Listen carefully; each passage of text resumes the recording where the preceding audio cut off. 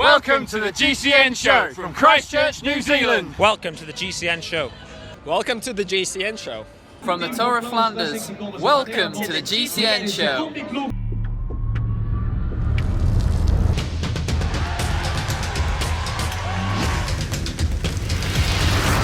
Welcome to the GCN Show.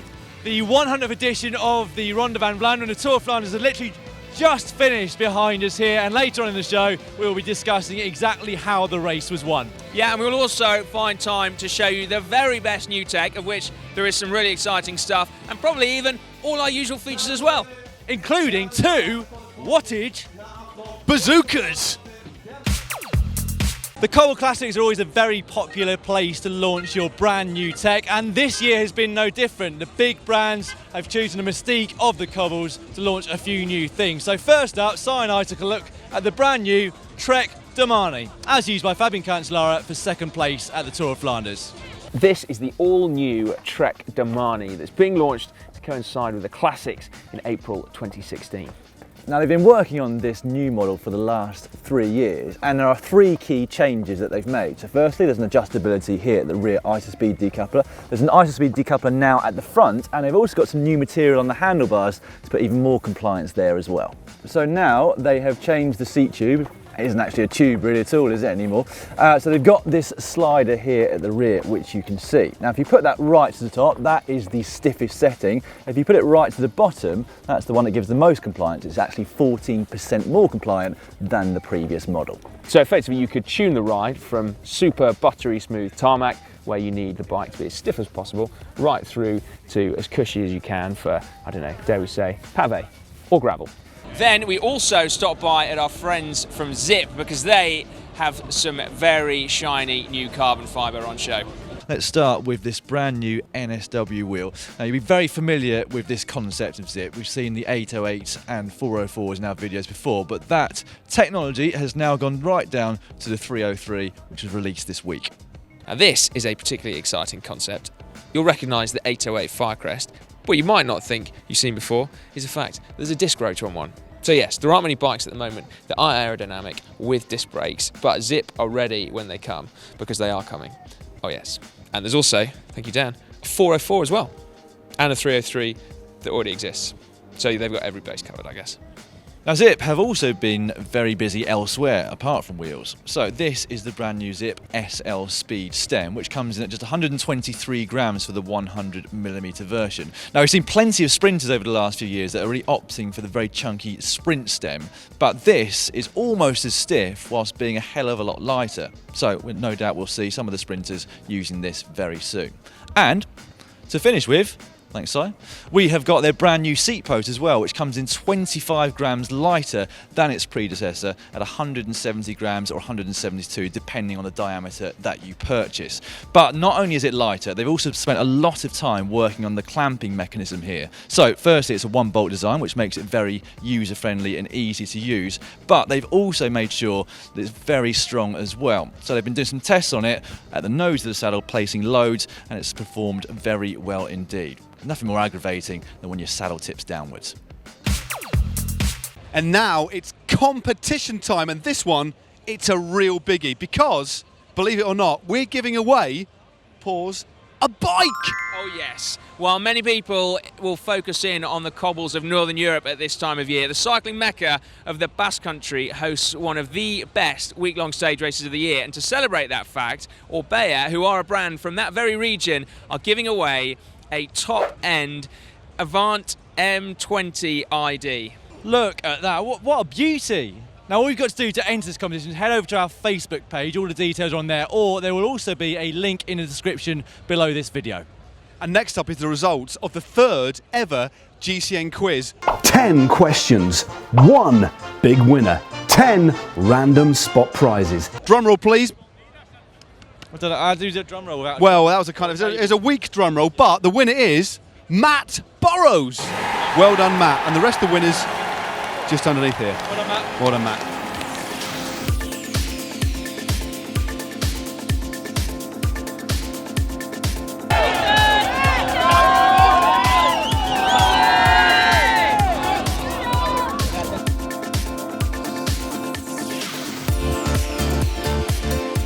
Now on to the main story of the week in cycling, which has been 2 fantastic editions of the Ronde van Vlaanderen, or the Tour of Flanders. So for the men it was the 100th edition of the race, but the women's race that took place earlier on in the day was equally enthralling. 2 world champions taking 2 very famous victories on the day. We're going to start with the women's race. That's right, Lizzie Armitstead took victory. She attacked with Emma Johansson on the Paterberg. The pair held off an 8-strong chase group, but it was a super tight sprint for the line. It certainly was an agonisingly long finish straight. In the last 100 metres, they crossed the line with only half a wheel between the 2 riders. Neither rider celebrated, but in the end, it was Lizzie Armitstead who took the win. Emma Johansson in 2nd place, and Chantal Black from Boels Dolmans rounding out the podium to keep up Boels Dolmans' 100% record in the Women's World Tour. So on to the men's race, which was action-packed right from the very beginning, something we'll get onto in just a few moments' time. But the first of the big names to make his move was Michal Kwiatkowski, closely followed by Peter Sagan and also Sepp van Mark. Now they bridged across to a group which included the likes of Andre Greipel and the Quaremont. Sagan kind of accelerated, didn't he? Sepp van Mark the only one able to follow. Cancellara doing his best to bridge from behind. Then on the Paterberg, Sagan distancing Sepp van Mark, who was picked up by Cancellara, and from that point on, it looked to be in the balance for a while, but ultimately Sagan took his first monument victory in quite some style, of course in the world's bands, or rainbow bands, as world champion. Peter Sagan, firstly, congratulations on winning your first monument in the World Championships bands. But what did it feel like in the last kilometre to see that you were going to win? I'm very happy, and I have to thank you all my teammates and team, Oleg Tinkov, and I want to dedicate this victory to 2 guys who was died last week, and also our Maciej Bodnar. He had a very bad crash yesterday. And yeah, it's amazing, and I'm very happy for wins this race with this jersey, and it's something special. And what about that finale though? Sagan versus Cancellara and Van Mark. He managed to hold the pair of them off on a 15-kilometre flat run-in. Just how strong must he have been there to hold off that pairing? Cancellara in particular, who was clearly super motivated. It just goes to show Sagan is on another level this year, I think, from where he was before. Now for Van Mark, who ended up finishing in 3rd place on the day, I thought it was going to be hugely disappointing, but I managed to grab a quick word of him at the bus after the race. A quick reaction from the race, podium, but I'm sure you're very disappointed at the same time. Actually, now I'm pretty happy because maybe I just before the race I would be disappointed with 3rd, but yeah, you always start for the win. But I had a lot of bad luck. I had 2 crashes in the race. I had to change wheels. I had to change my bike, and it took a while until I came back in the race. And yeah, from then on, it was just looking forward, attacking early, and I just wanted to go full gas from then. And because of all the bad luck, I'm happy with podium. As we well know, Lady Luck does play an integral part in the classics, and there were 2 riders who had really bad luck in this race. Young Thijs Benoot, 5th last year of Lotto, he crashed out, and also Greg van Avermaet of BMC, one of the pre-race favourites, crashed out with several of his teammates, which really threw the race wide open. But more importantly, let's talk about our pre-race predictions. Well, firstly, we've got to say Kwiatkowski did a great ride, but I hear on the grapevine that he just was suffering a couple of little problems. I'm not making excuses or anything, but I think probably he would have won if maybe just I'm pretty excited about Kwiatkowski. Well, Cancellara did an absolutely stupendous ride. He's been in fantastic form all of this season. He didn't go with that early move, but he bridged across almost on the Quaremont. We got so excited. Almost. It's all about Spartacus. Fabian Cancellara, he's going to win the Tour of Flanders this year. Hashtag Sagan, hashtag winner. I'm going to go for Peter Sagan, the world champion.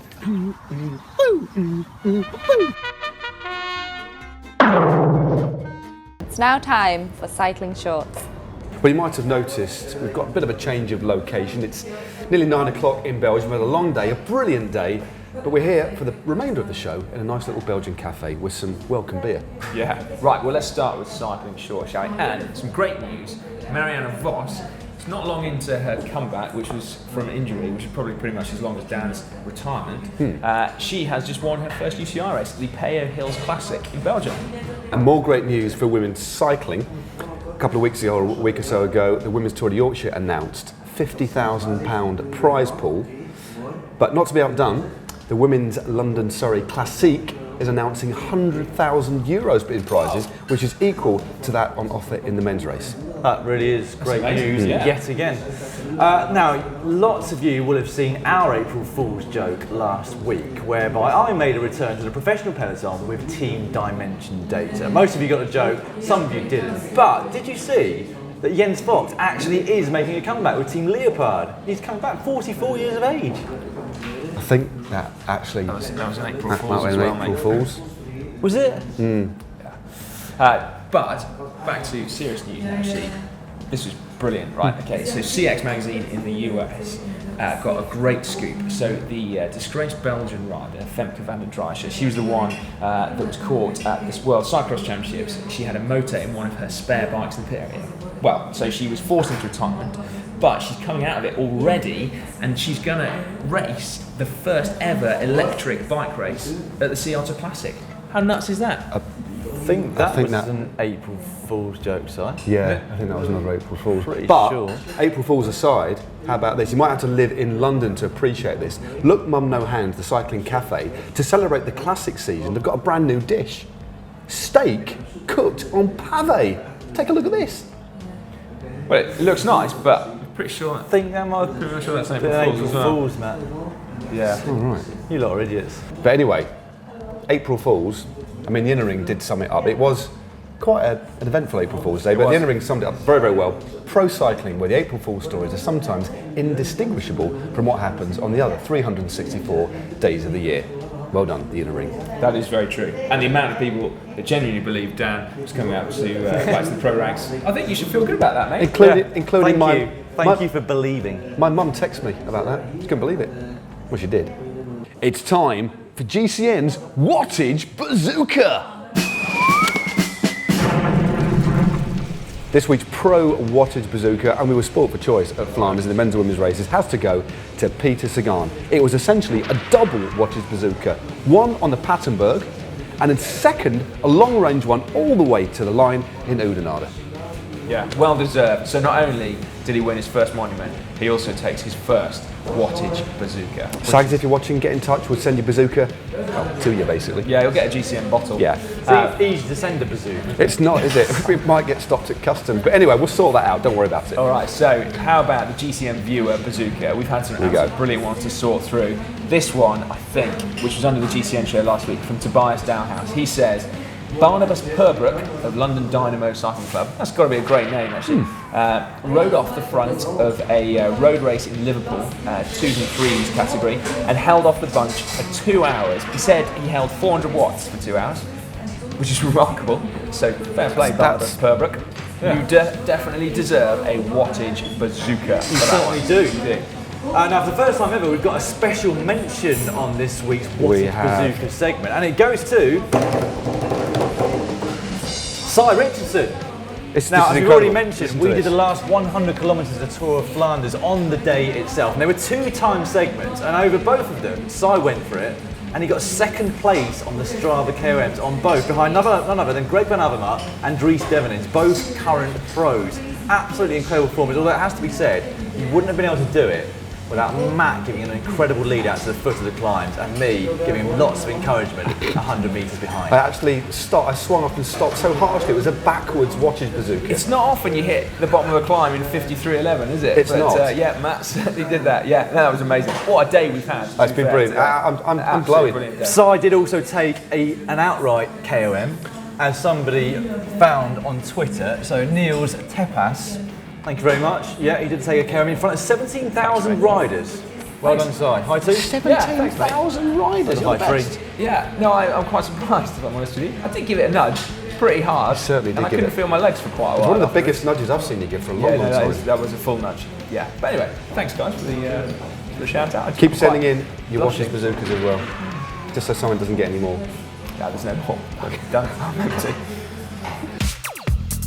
Time now for caption of the week. Now, last week's picture was this, and the winner is Robert Williams, who said, Tinkoff to waiter. I've had a glass of that. It's a little disappointing. I wish I could have gotten a 2013 vintage. Who's laughing now, though? Arthus' victory on Sunday. 2016 is a great vintage. Well done, Robert. Get in touch with us via Facebook and we shall send you out some GCN swag, which I understand now is a beanie. Great for those of you who live in the southern hemisphere going into winter, or anyone in the UK going into summer. Or who is under the age of, I don't know, what you say, 20? Yeah. And you Or can anybody. wear a hat all through the year. Or anybody just likes hats. All right, how about this week's caption photo then, for you to get your teeth into? It's a bizarre looking photo. It is, isn't it? Shall I give it a go? Go on then. All right. Auditions for the next GCN Chainless Downhilling competition were going well. Terrible. It's actually, leave your well captions there, in the That's a bit comment unfair. section just down Good below. one. She'll beat that easily. Leave him alone, he's alright. No, they will beat He it. won the bazooka. Yeah, I can't Yeah, give him everything. I was going to say, there's only limits to how much praise you can get at a GCN show. Dom has only chosen one tweet for us this week, but it comes from Andrew Bedford, who said, "Was this you guys on the Eau de Quaremont?" And the answer is no, that's not us holding a bottle up, but I had stopped there just 30 minutes previous to fill my bottle up with beer from a kind spectator who I gave the spare bottle to, who then seems to have filled it up with beer again and tried to pass it to a pro rider. Fair play, that man with a GCN bottle. That's cool. Do you reckon that's why Dimitri Clay has got top 10? He must have, it looks like he's about to grab it. It's true, actually. Although I reckon he'd have got top 5 if he'd zipped his jersey up. Definitely. Was anyone else bothered by that? There's a lot of lost watts in that flappage. Must have had an extra woolly undervest on. Definitely. It's happened to us all. It's time now for comment of the week, and there have been some particularly good ones this week. Matt, do you want to hit us off? Yeah, well, first up we have this under our Flanders Tech video from Mads Thiel. Is that a hidden joke at the start by Dan, where he says they arrived just a cobble of days ago? Having arrived here in Belgium in the Flanders region just a couple of days ago. Yeah, that's pretty good. Yeah, Deliberate Dan joke. Definitely did that on purpose. All right, this next one is from Joseph Burke, who says, "It looks like Matt has conquered his fear of logs, holding a stick in his hand while talking about wearing underpants under cycling shorts." Well, I guess you have got over your fear, but possibly I haven't got over my fear of having you poke a stick at my bum. Yeah, it was just, I just needed something to point at your bum with, and I didn't want to risk my finger. Well, that is true, actually, at least you're honest. On the channel this week, on Wednesday, we've got this one. How to snot rocket like a pro. So choose a nice stretch of road away from pedestrians and cars, and preferably somewhere where nobody's going to spot that steaming pile of snot after you've just excavated the contents of your nostrils. Plus a very special tech launch from Rota. On Thursday, it's our top 10 riders to watch out for at Paris-Roubaix, plus our top 5 training myths. Well, on Friday we've also got a double header for you. So first up, we've got a piece with Team Sky on their nutritional strategy for the riders. And we've also got our Paris-Roubaix preview show coming to you direct from the Roubaix Velodrome. I think someone's on live support, man. Yeah, then on Saturday, the pro bike is Rui Costa's Merida Sculptura. Not a disc one, but still well worth a look. Oh, Sunday is Ask GCN, where you can submit your questions and we will answer them right here on GCN. Then on Monday, we tell you the top 5 roadside fixes that you need to know. To fix it, it's very simple. At the brake itself, you will in all likelihood find a little dial. Now as you twist it, it brings the pads back closer towards the rim, so that when you pull the brake lever again, it actually starts to work. Every cyclist needs to know. And on Tuesday, it's the GCN show, probably back in the safety of our own set. Right, well, obviously I guess you'll be wanting more GCN content after that, so why not check out our top 10, our Flanders Tech video, where we show you the best of Flanders Tech. Yeah, or for the top 10 that you were referring to initially, the floor of the Flanders Tech, it's probably this one, just down here. It's the top 10 things every rider should know. That's right, that was what I was thinking about. Oh, don't forget to subscribe to the channel. If you haven't done so already, you'll find a GCN globe somewhere on this screen that we're in now. Click on that and it's free. It could be in the cake cabinet